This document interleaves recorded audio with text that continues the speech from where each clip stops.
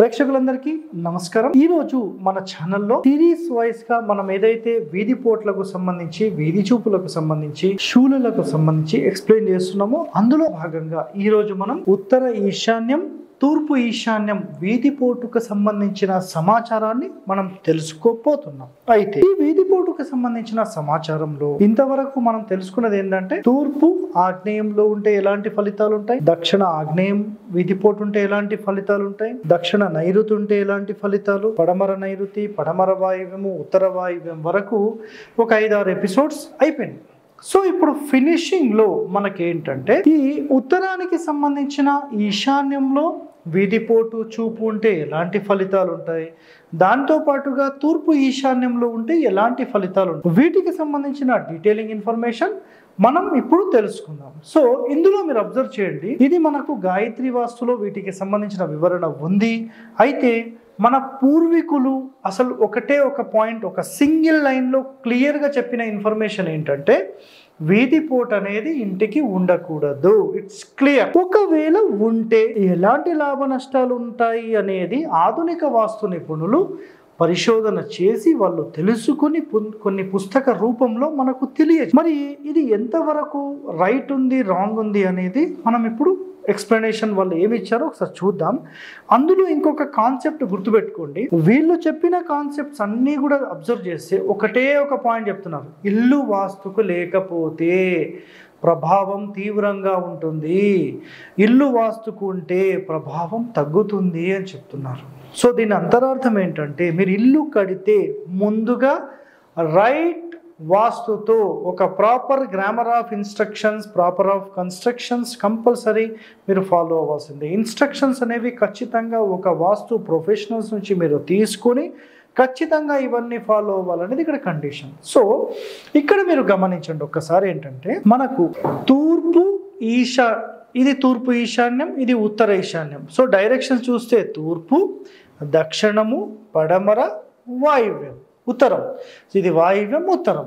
అయితే ఇందులోపల 4 డైరెక్షన్స్లో మీరు అబ్జర్వ్ చేస్తే ఈస్ట్, సౌత్, వెస్ట్, నార్త్ ఈస్ట్లో అంటే ఉత్తర ఈశాన్యంలో వీధి చూపు, వీధి పోటు ఉంటే, సార్ మరి తూర్పు ఈశాన్యపు వీధి చూపు కానీ పోటు కానీ ఉంటే ఎలాంటి లాభ నష్టాలు ఉంటాయి? సో ముందుగా ఉత్తర ఈశాన్యం చూస్తే స్త్రీలకు మిక్కిలి శుభప్రదము అన్నారు. యాక్చువల్గా ఇక్కడ మీరు అబ్జర్వ్ చేస్తే సెంటర్ నుంచి రైట్ సైడ్ బయటి నుంచి చూస్తే ఇది మగవాళ్లకు సంబంధించింది, ఎడమ వైపు చూస్తే ఆడవాళ్లకు సంబంధించింది. సో మన వాస్తు ఎక్స్పర్ట్స్ అంటే ఆధునిక వాస్తు నిపుణులు చేసింది ఏంటంటే, పడమర మొత్తం మగవాళ్ళకి కేటాయించేసారు, ఉత్తరం మొత్తం ఆడవాళ్ళకి కేటాయించేశారు. It's 100% wrong. ఇది గుర్తుపెట్టుకోండి. హరివాస్తు హరి చెప్పిన మాట రాసి పెట్టుకోండి మాట. పడమర సెంటర్ నుంచి రైట్ సైడ్ మగవాళ్లకు సంబంధించింది, లెఫ్ట్ సైడ్ ఆడవాళ్లకు సంబంధించింది. ఉత్తరంలో సెంటర్ నుంచి రైట్ సైడ్ అంటే ఉత్తర వాయువ్యంలో మగవాళ్లకు సంబంధించింది, ఉత్తర ఈశాన్యంలో ఆడవాళ్లకు సంబంధించింది. సో ఈ 2 కరెక్షన్స్ మీరు కంపల్సరీ చేసుకొని మళ్ళీ పరిశోధన చేయాలనేది నా యొక్క ఆకాంక్ష. ఎందుకంటే మిగిలిన 2 డైరెక్షన్స్ అయితే ప్రాపర్గా సెట్ చేశారు, ఈ 2 మాత్రం రాంగ్ ఉన్నాయి. 100% దీన్ని రైట్ చేసుకోండి. అదేవిధంగా తూర్పు ఈశాన్యం అయితే మగవాళ్ళది, తూర్పు ఆగ్నేయం అయితే ఆడవాళ్లకు సంబంధించి ఉంటుంది. ఇక్కడైతే ఇది కరెక్టే ఉంది, ప్రాబ్లం లేదు. సో ఇప్పుడు ఉత్తర ఈశాన్యంలో తగిలితే స్త్రీలకు మిక్కిలి శుభప్రదము అన్నారు. దాంతోపాటుగా సిరి సంపదలకు లోటు ఉండదు. అంటే ఈ వీధి పోటు ఉంటే సిరి సంపదలకు లోటు అసలు ఉండదు అని చెప్పేశారు. కానీ ఇక్కడ కరెక్షన్ ఏంటంటే, మీ ఇల్లు ఇట్లా ఉందనుకోండి, ఒక ఎగ్జాంపుల్లో ఇట్లా ఉంది, గేట్ ఇక్కడ ఉంటే ప్రాబ్లం లేదు, గేట్ ఇక్కడ ఉంటే ఫెయిల్ ఆ బిల్డింగ్.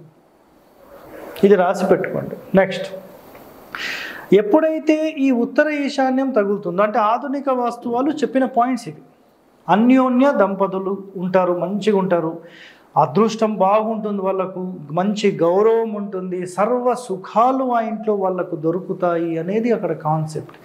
వాస్తు లేకపోతే మొత్తం రివర్స్, ధనానికి మాత్రం లోటు ఉండదంట. అంటే ఇందులోపల వాస్తు ప్రకారం ఒకవేళ ఇంటి నిర్మాణం లేదు, ఆ ఇల్లు ఫెయిల్ అయిపోవచ్చు, ఖచ్చితంగా ఇబ్బందులు గురయ్యే అవకాశాలు ఉంటాయి అనేది వీళ్ళ కాన్సెప్ట్. సో నిజంగా మీరు వాస్తు ప్రకారం ఇల్లు కట్టుకోవడం మొట్టమొదటి కాన్సెప్ట్. ఇలాంటి వీధి పోర్ట్ ఉంటే ఇక్కడ వరకు స్థలం కట్ చేసి దీన్ని గార్డెనింగ్ చేసుకొని ఇది స్థలం మాత్రమే మీరు ఇల్లు కడితే ఎలాంటి దోషం లేకుండా మీరు నంబర్ 1గా. ఇవి ఉత్తర ఈశాన్యానికి సంబంధించిన కాన్సెప్ట్స్ వాళ్ళవి. సో ఇప్పుడు మరి ఆధునిక వాస్తు వాళ్ళు తూర్పు ఈశాన్యానికి సంబంధించి ఏం చెప్పారు అది కూడా తెలుసుకుందాం.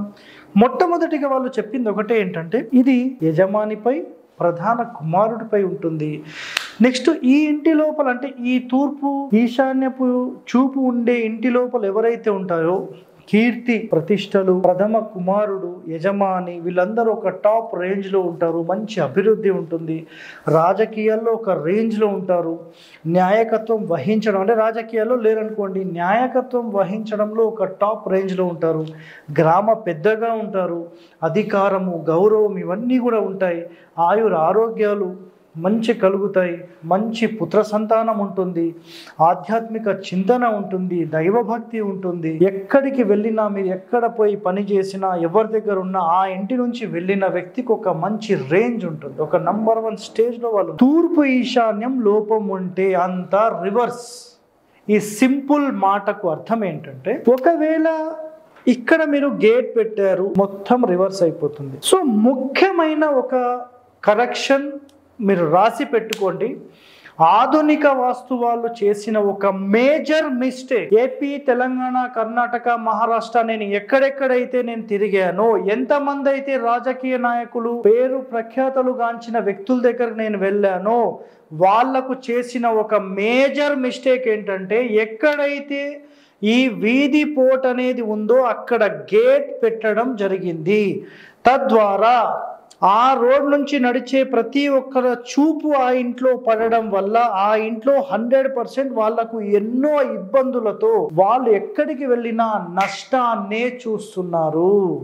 సో మనకు ఈ రాజకీయ నాయకులు 10 మందికి మంచి చేయాలంటే వాళ్ళు స్ట్రాంగ్ ఉండాలి. వాళ్ళు స్ట్రాంగ్ లేకుండా వీళ్ళందరూ ఏం చేస్తున్నారంటే సార్ మీకు తూర్పు ఈశాన్యం, ఉత్తర ఈశాన్యం వీధి చూపులు చాలా మంచివి అని చెప్పి ఆ మంచివి అనే ఒక మాట చెప్పి అసలు వీధి పోట్లకు వీధి చూపులకు గేట్లే పెట్టకూడదు, అలాంటిది వీళ్ళు గేట్లు పెట్టించి ద్వారాలు పెట్టించి డైరెక్ట్ చూపు వాళ్ళ ఇంట్లో పడేలాగా చేసి పెద్ద పెద్ద MP level, MLA level, minister level వాళ్ళ ఇంట్లో కూడా ఇలాంటివి గమనించి చూసినప్పుడు ఎన్నో ఇబ్బందులతో ఆటంకాలతో వాళ్ళ లైఫ్ని వాళ్ళు లీడ్ చేయడం నేను చూశాను.